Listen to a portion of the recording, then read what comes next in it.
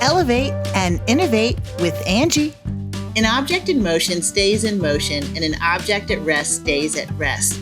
That old law is true of objects and humans, and it's advice I frequently give to my clients. Hi, I'm Angie Debransky, your partner for success.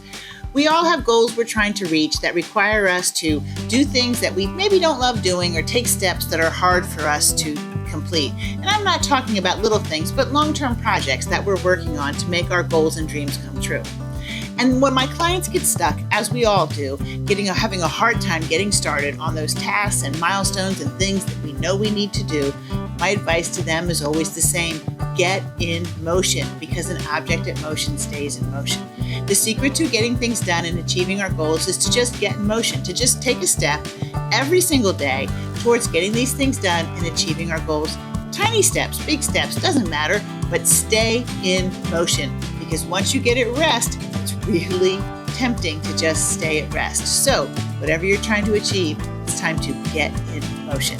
I'm Angie Debransky, your partner for radical success. Visit my website, book a call. Let's talk about how I can help you achieve your goals and dreams.